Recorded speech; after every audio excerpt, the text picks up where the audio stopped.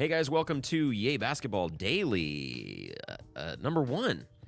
What's up, Kyle? Episode 1. How's it going? Episode 1. It's good. How are you? I'm doing good. Happy to man. be here. Happy to have you back on YB in some capacity. November 29th, 2022. Only a couple days left in these waning November days, and these 2022 left. Let's just dive right in. So, first game we got, I'll go first. Sixers over Hawks. Don't have banners, but they'll be coming. Don't worry, guys. Sixers over Hawks. So this was all 5 starters for Atlanta scored in double figures. Nobody crazy, though. Trey, 18 points. Everybody kind of pretty straightforward game here.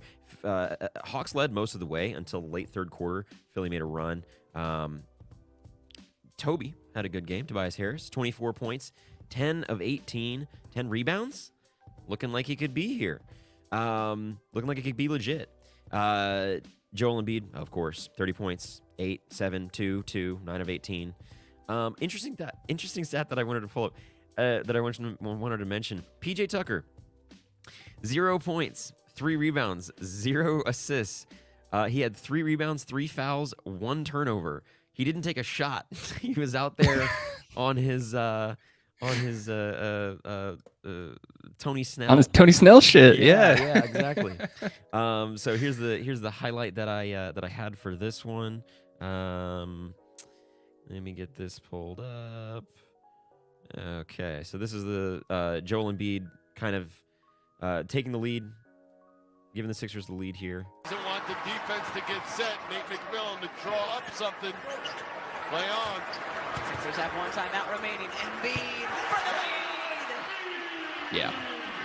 Easy money. Get the switch onto DeJounte Murray, and that's a wrap. Yeah, pretty straightforward. Once he got that switch, it was game time for Embiid. He also had a block and a rebound in the last minute. He had back-to-back buckets, a block, a rebound in the last minute. Really kind of sealed the win for the Sixers.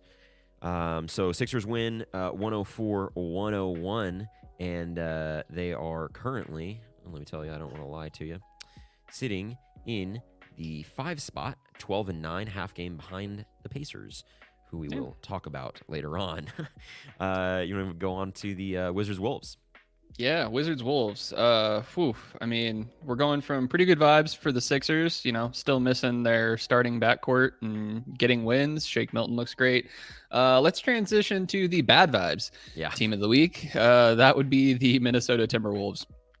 A lot of smarter basketball people than me said this wasn't going to work or look good before the season started. I agreed with them, and it's looking pretty true so far. They give up a career high 41 points to Kristaps. He was 6 of 10 from 3.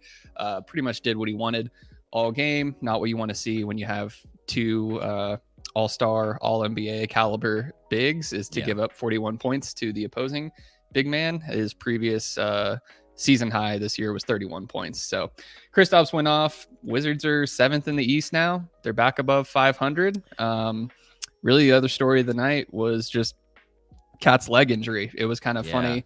I was away from my phone for a while, so I see the tweets come in order of Woj using the darkest language possible, non-contact, lower body injury, helped off the court. Right. And then Shams 6 minutes later is just like, he has a calf strain, actually. I think he'll be okay. So dodged a bullet, I guess, if you're the Wolves, but in the grand scheme of things, it's not looking fun. It does not look like they're having a good time out there. They are not fun to watch. Like, no. It's not a good time. You're right. Did you have a highlight for that game you wanted to play? Yes. Yeah. Let's just show one of many of Kristaps's open 3-pointers this year or this game. So we'll pull up this one here. Out of bounds play.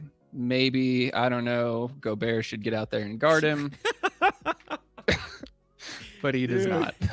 It's kind of a bummer that they kind of like the Wolves kind of suck right now, and it's surprising, and they're still in the 10th spot, better than the Mavericks, the Thunder, the Lakers, teams with talent on them, and they're 5-5 in their last 5. They've lost 3 straight now. Oof.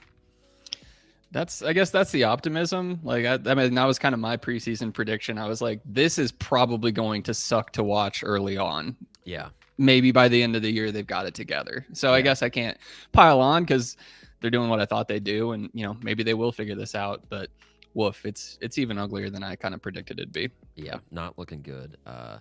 Justin's Rudy Gobert is a walking top 10 defense on his own. Not looking too hot right now. So not looking too hot. terrific. They're not top 10 in any defensive category. Okay. Celtics over Hornets. Yeah, you've got Celtics. This will be quick. This was a demolition, as you can imagine, from Boston. 140-105 is the final. The big story is Blake back. He's the starting center for them now. He played 22 minutes.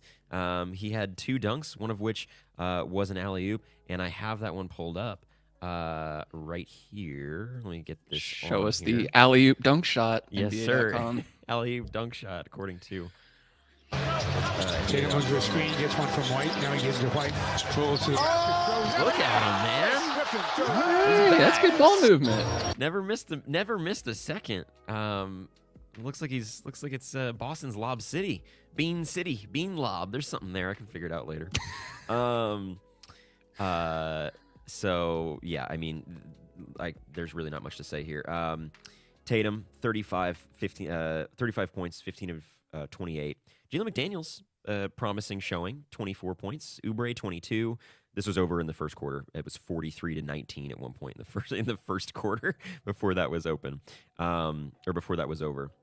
Boston had 40 assists. There is actually something that I wanted to pull up with this game. Let me find it real quick. How are you feeling about the Celtics right now? Scared a little bit of the Celtics. They look, last season they looked kind of dead in the water in December, all the way through the early slate of games. We were like, what's wrong with them? Like, they don't look competitive at all. And then they completely turned it around and had one of the best defenses in the league. And now they're good from the get-go. Yeah. That's worse. They got better. Yeah, that scares me more. Playing at an all-time high. If you need a graph or a chart to show you how this game went, here's the lead tracker. Looks like a Christmas tree on the ground or something. Like, it's just looks like a Hornet stock going down. Yeah. Oh, are they the poverty franchise now? I don't. If you were like Hornets? take over one team, who's the last team you want? Oof. I think for me it's the Hornets. Yeah, I mean, there's a lot of other promising franchises that even if they're not winning right now, they have a lot of young talent or picks, and the Hornets don't have any of it. So you got a good point there. They're all right, you got Nets Magic. I've got Nets Magic. All right. Yeah, I mean, kind of like the Celtics game. Not a whole lot to report here. The Nets managed to grind out a win against a 9-man Magic roster. This is a team that is honestly trying its best to win games, but they just don't have their guys. They don't have Wendell Carter. They didn't play Mo Bamba, Markelle Fultz, Jonathan Isaac. Jalen Suggs didn't play last night. They literally had 9 guys active last night. But the bright side of that is that means it's time for the Bull show. So yes. We're going to turn this on. I honestly do not care that the Nets won the game. We're just going to let some Bull highlights run because he's a delight to watch. He's a delight to watch in transition. He's been spectacular. I mean, he's looking like what people are saying Victor's going to be. I did watch a full video essay, not to get too off track here, about the historical impact of players over 7'1" and how many of them have had unsuccessful careers due to injury and stuff. And Justin's Victor won't be great because he'll get hurt. Looking kind of solid after I watched that video. Stats are not in Victor's favor, but he could be different. Yeah, here's a good one from Bull 2. He'll go up and get anything. 2 of his teammates overthrew passes to him last night. He is playing with a G League squad out there. How do you overthrow Bull? Yeah. Oh, this is what I wanted to talk about. Cole Anthony looks like I don't know. It looks like he's like a beat poet or something. Somebody's aunt. Yeah, exactly. I was gonna say he does look like an aunt. Like, look at with the hair and the glasses and the vest. Look at that. I love Cole Anthony. Dude, I love he's that. hard to dislike, man. Bol is awesome. He had 24 points, 6 and 2, a steal, 2 blocks. He looks like the kid's like learning how to pilot the Gundam suit he's been given, and he's just like figuring out what capabilities he's had. You know, up to this point, it's kind of been flashes of seeing what he can do. He just can't pull it off most of the time. Yeah. And now he's starting to hit those threes. He's starting to actually handle the ball in transition. He used to just kind of drop it a lot. There was one transition basket last night where Richard Jefferson on the Nets broadcast just goes, it doesn't really look like he's ever holding the ball when he dribbles it, but he still manages to pull it off. So yeah, I sound like a sicko saying watch some Magic games this season, but honestly, Bol's been an absolute blast to watch this season. So I think I got that point home. Let's take it over to Raps Cavs. Man, yeah, kind of a bummer. I mean, not bummer. I am kind of rooting for the Cavs to do well. I want them to, like, I think they handled LeBron leaving as well as you can. Given the turnaround in 4 seasons, they've got 2 All-Stars on their team with a young budding talent in Evan Mobley. You know, the Jared Allen is of course, always playing his role well. So I'm inherently kind of always rooting for the Cavs. So I was a little bit bummed that they didn't take care of business in Toronto. They lose 100-88. A lot of that was due to Pascal Siakam coming back. He missed 8 games, I believe. He comes back, gets 18, 11, and 5. Scotty Barnes, 11, 4, and 5, showing potential of what he could be, even though he's in the trenches of his sophomore slump. Really kind of struggling with that right now. Donovan Mitchell, 8 points in 26 minutes. Nick Nurse gave him the Nick Nurse medicine. They knew what they were doing with him last night. Mobley, 18 and 15. Darius Garland, 18 and 10. Toronto led by as many as 20. Cavs stay third, 13 and 8. Raptors are 11 and 9. When I was watching the highlights and kind of looking at the box score and all that, I was like, how did they win this game? Because so first I'll show you a highlight here of Pascal getting a just easy, smooth fadeaway jumper, high arcing fadeaway jumper. Yeah, get that over Chetty any day. Yeah, never missed a moment's what he's looking like. But there was looking at all the stats, they were nearly similar on all the team stats. Blocks, assists, everything except 3-point percentage. The Raptors, they're 43%, and the Cavs went 18. I was like, there it is. That's how it happened. There it is. So, Cavs lose that one, stay in third spot. Raptors get Siakam back and stay in their spot at the 6th seed. So they're avoiding the play-in at the moment. Pels. Coming into the season, I was high on the Pelicans. A lot of the detractors kind of cited, is this team going to be healthy? Like, yes, they can be a contender, but that's counting on Zion, Brandon Ingram, CJ McCollum all being healthy. And unfortunately for the Pels, they're kind of in a little window right now where they've got Zion, but they're missing BI and CJ. So I thought it was really positive that they still went out last night, beat a Thunder team that, is still trying to win some games. They're still playing Shea. That's pretty much all they need to win some games. So Pels go out there and still get the 105-101 win. For the most part, this was Zion bully ball. The Thunder have a lot of talent. They do not have a lot of guys that are going to match up with Zion. So you can look at this. This cracked me up when I was trying to find good Zion highlights. If you would take a look to the right here at his shot chart for this game, he did not make a 2-point field goal outside of the paint. But he had 11 in the paint. So Zion did just fine. All these plays look pretty much the same. The Thunder do not have anyone who could guard him. He gets past his first defender and gets to the rim before the help defense can get there. So that's pretty much what Zion did all night long.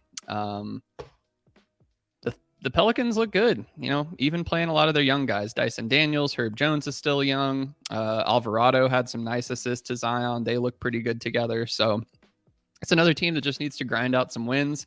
Hopefully stay a home court playoff team like I thought they would. And they're going to be dangerous. They're still sitting in the 3 seed at 12-8. Yeah. They're only 2 games behind the first place Suns. So they're still right there. And they look pretty good.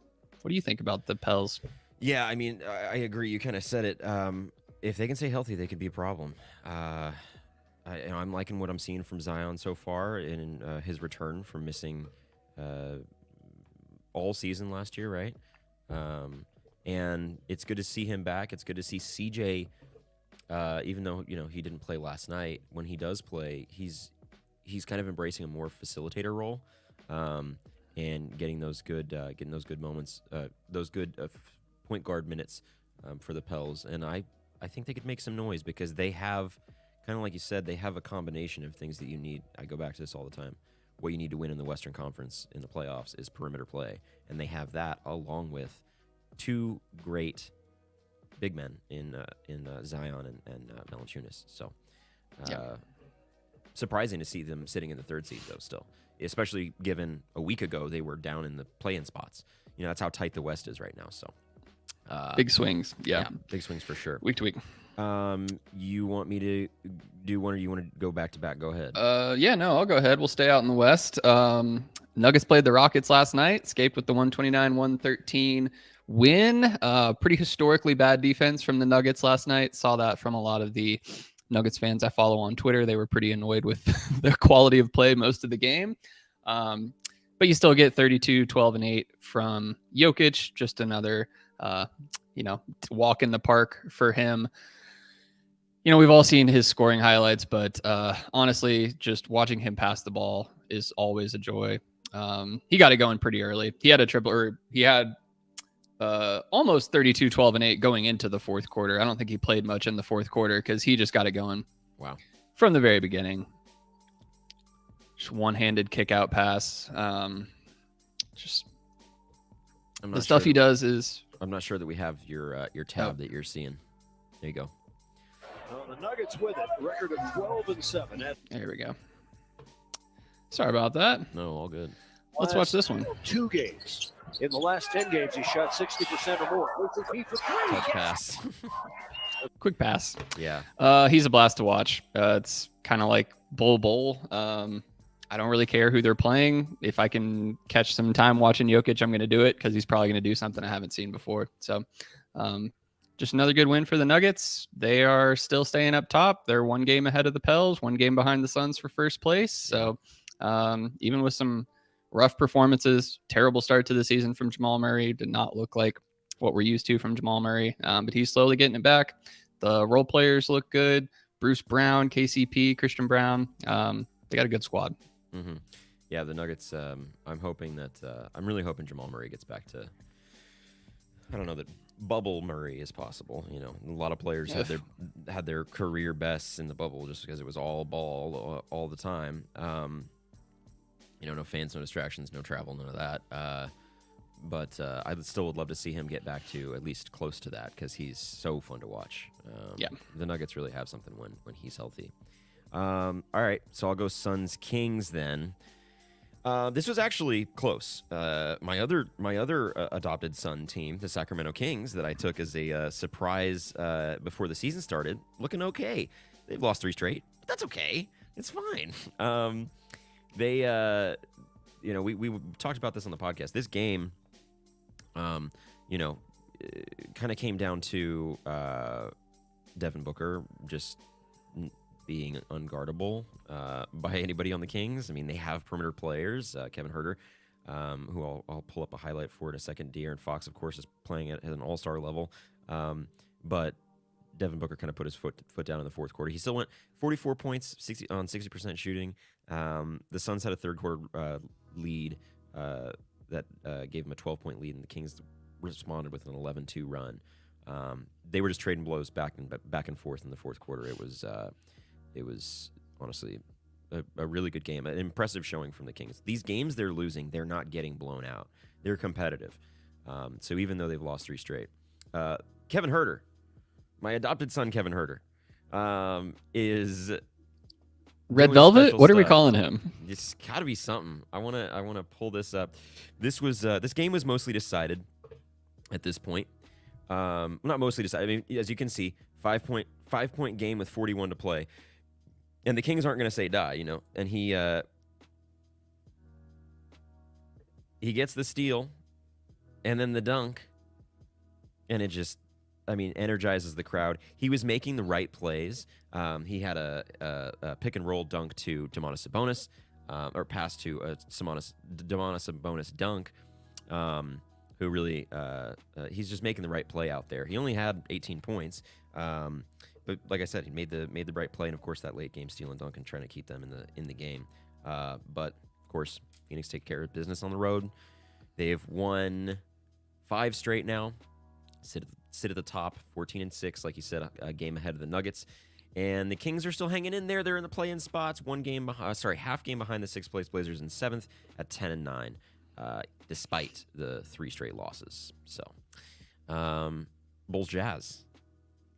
Yeah, let's get to the stinkers of the night.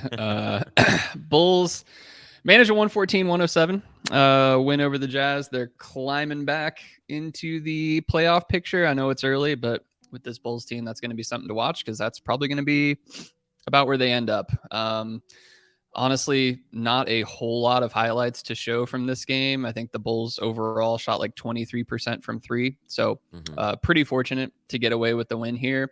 Little intriguing note, it was sort of a Lauri Markkanen revenge game against the Bulls. God dang, these purple jerseys for the Jazz look nice. I wish they'd try harder because they actually look great. I don't think we have your tab again, brother. There we go. Let's see. There we go. Yeah, the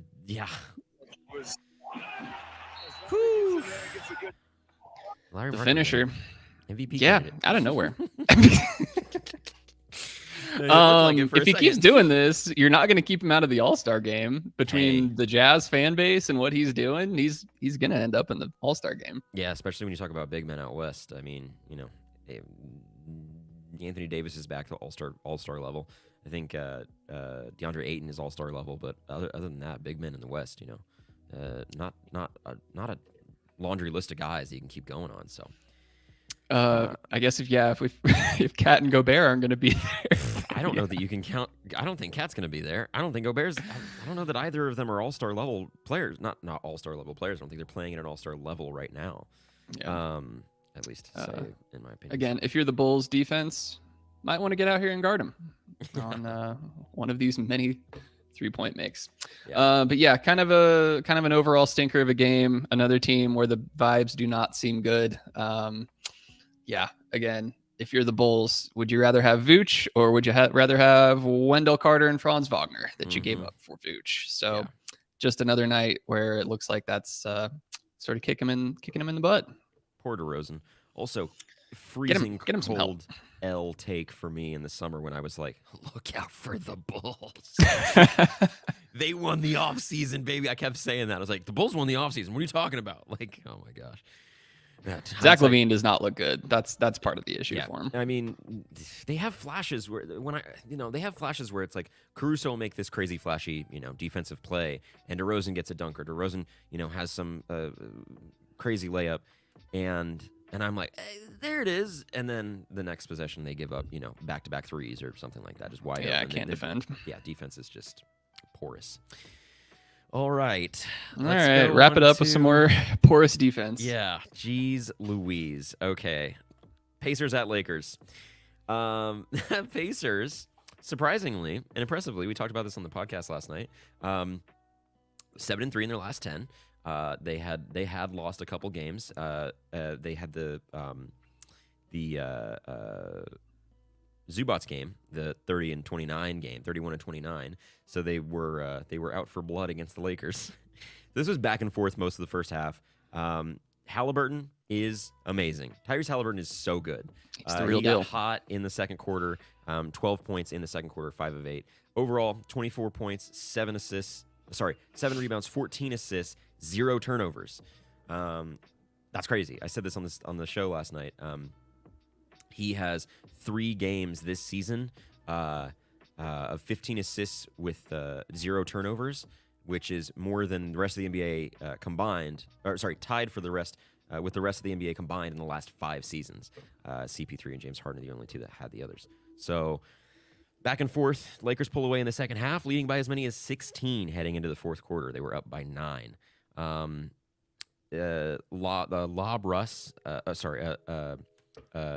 Lob dunk from Russell Westbrook to Winnie Gabriel with 10 minutes left, put up the Lakers up by 17. He's shouting to the crowd. Winnie Gabriel's going crazy. It's looking like this is a wrap.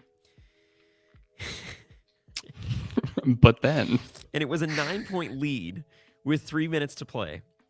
Before the full minute elapsed, it was a 1-point game. That's how quick it turned. They went on an 8-0 run. LeBron gets a layup with 20 seconds to play. And then, of course, this play, which we're going to show, which is, jeez. I mean, I'll just let it speak for itself, really. Halliburton, this is to win the game. Indiana wins it. And we were, as you know, we grabbed some food after the show, and so we're watching the game, in this bar that's showing it, and everybody's glued to it because it's a 1-possession game, and LeBron's playing and all that, and the screams of what? Like, how did this happen? Like, how'd you guys lose this game? Dog. Every time it's like, okay, the Lakers might be getting something together. LeBron is on a roll, or Anthony Davis is playing like. Well, I will say, still, even given the loss last night, Anthony Davis is playing out of his mind and playing at like defensive player of the year level. He's got a case right now for defensive player of the year, even though their defense is garbage. see, I just don't think it's gonna. He'll like do this in stretches, but then if the team's not winning, he stops doing it.